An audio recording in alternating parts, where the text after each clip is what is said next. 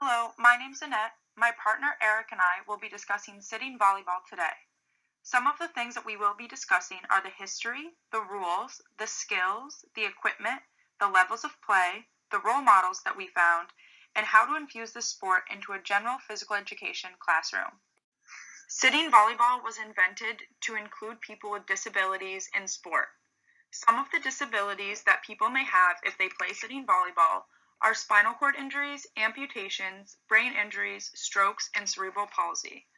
Although it is targeted for people who have disabilities, anybody is able to play sitting volleyball. My name is Eric Tuttle, and thank you for clicking on this video about sitting volleyball. We have a lot to learn today. One thing I want to talk about right off the bat are some of the rules. One of the most important rules of sitting volleyball is that your butt has to be on the ground as you contact the ball. Your butt is allowed to be off the ground as you're scooching around in between plays, but as long as your butt is on the ground as you contact the ball, you're completely fine. Another kind of interesting rule is that you're allowed to attack or block the serve. In able-bodied volleyball, you aren't allowed to attack or block the serve. Another interesting rule are the foot faults. You can't get a foot fault in sitting volleyball on the service line or the attack line. And the service line, as long as your butt is behind the service line, you are good to serve. And when you hit, if your feet go under the net, it is completely legal. But in able-bodied volleyball, if your feet go under the net, that is a foot fault. Sitting volleyball originated in the Netherlands in 1956. 20 years later, it entered the Paralympic Games as a demonstration sport in Toronto, Canada. 4 years later, it was included as a competition sport in the Paralympic Games in 1980 in the Netherlands. The U.S. participated in the Paralympics for the first time in 1984. If you fast forward 20 years, in 2004, the U.S. men finished sixth and the U.S. women finished third. Since then, the U.S. women have been dominating sitting volleyball in the Paralympics. In 2008, the U.S. women won silver.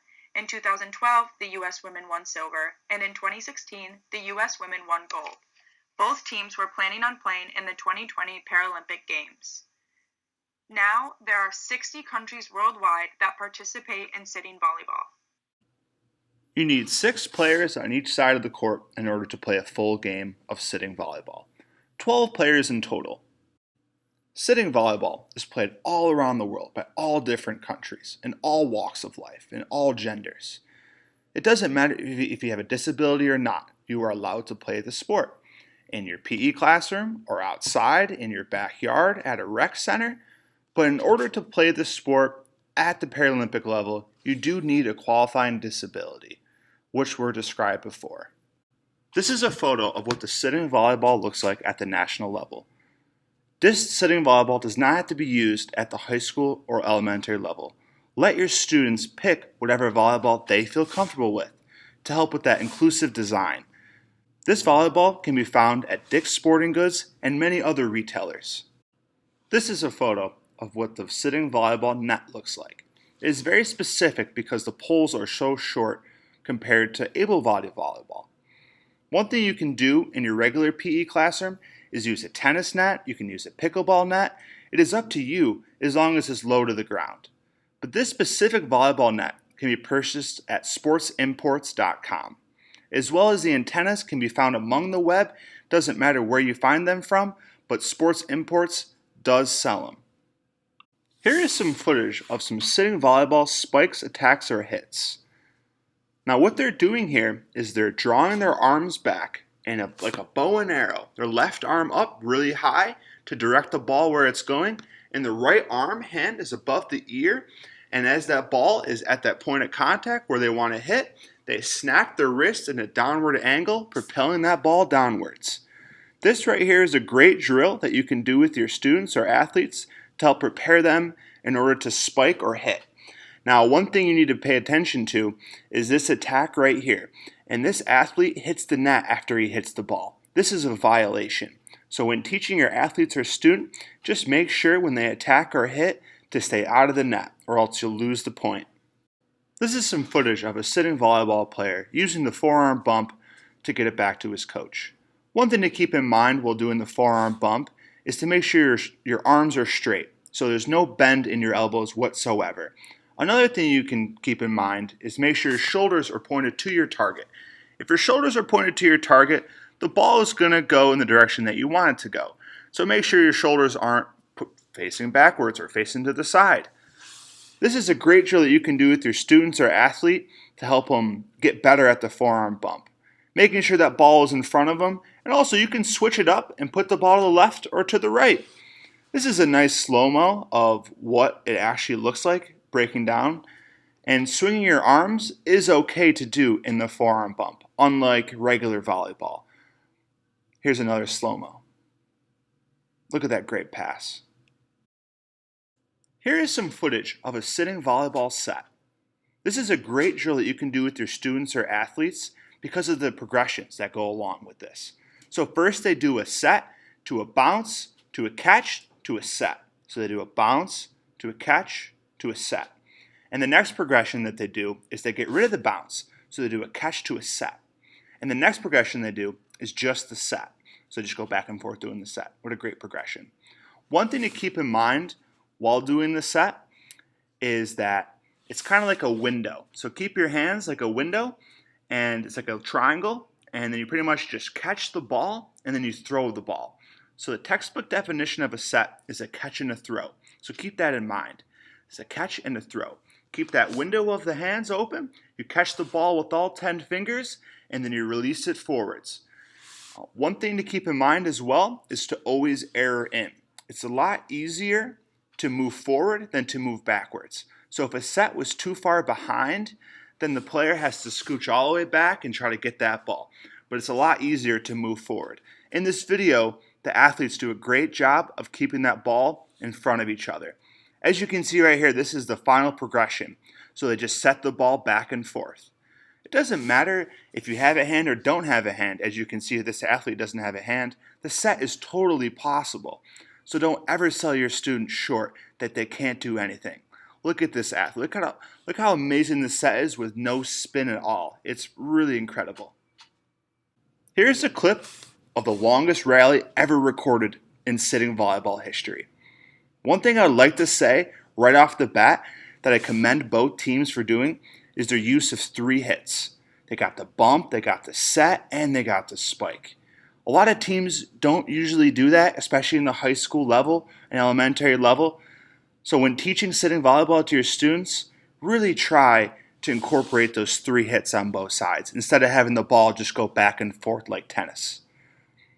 One thing that's different between a rally and a volley goes back and forth, keeping the ball above the ground, while the rally lets the ball hit the ground. So this is volleyball as in keeping the ball above the ground. It's pretty incredible what these athletes are doing, and I commend them how great their defense is. Using one hand, using their foot, using their head. As long as the ball is off the ground, you can use whatever body part you want to use. And one call was even missed as a player was in the net, but the refs didn't call it. But this rally is going to end soon by an out-of-bounds block. Students and people can start playing sitting volleyball at a very young age. They can then work their way up to play on the national team. Here is a picture of the U.S. men's national team, who in 2004 finished 6th at the Paralympic Games. As mentioned previously, there is both a men's and a women's national sitting volleyball team. Pictured here is the U.S. women's national sitting volleyball team, who, as a reminder, in 2008 and in 2012 won silver at the Paralympic Games. Then most recently in 2016, the U.S. women's sitting volleyball team won gold. Pictured here is one of our role models, Heather Erickson. She is a 3-time Paralympian and she won gold in Rio. In 2019, she was named the best attacker at the Paravolley World Super 6. She was named MVP and best spiker at the 2019 Para-Pan American Games. She was also named 2018 USA Volleyball Female Sitting Player of the Year. Erickson is a below-the-knee amputee. She was born with a bone that prevented her leg from being fully developed. She went through 18 surgeries that all failed. Her leg was amputated by the age of 9. In 2007, Erickson joined the U.S. women's volleyball team. Our other role model is Roderick Green. Roderick Green was named to the USA Volleyball 2016 Male Sitting Player of the Year. He medaled at the Para-Pan American Games 4 times, 1 time for gold and 3 times for silver. He competed in the Athens and Sydney Paralympics, competing in track and field, winning 1 silver for the 200-meter dash and 2 bronze for the long jump and the 400-meter dash. He was born with genetic fibula hemimelia. His leg was amputated below the knee at just 2 years old. His wife is also a Paralympian for track and field. They met at the Paralympics in 2004. He played basketball on scholarship for 3 years in college. Roderick founded a nonprofit that raises money to cover the cost of medical care for amputees.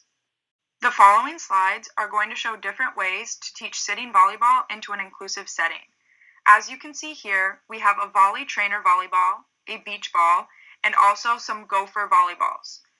The volley trainer volleyball is going to be obviously similar to a volleyball, but a little bit bigger and a little bit lighter. The beach ball, of course, is very big and very light. The gopher balls are going to be most similar to a traditional volleyball, but they're going to be a little bit lighter. You want to add different options for your students to choose from so that they can work at their own pace and their own level. As you can see here, we have provided a picture of the court dimensions of a sitting volleyball court. 6 meters wide, 10 meters long, a 2-meter attack zone, and 3 meters from the attack zone to the end line. One way that you could teach this in an inclusive classroom is to make the dimensions smaller. One way that you could signify a change in the dimensions of the court is by using different colored tape. The different colored tape and the brightness of the tape will also help students with visual impairments. Whether you have students with visual impairments or not, it is always important to use something like tape or cones to help signify that the court dimensions have been changed. Thank you for watching our video about sitting volleyball. Hope you learned a lot.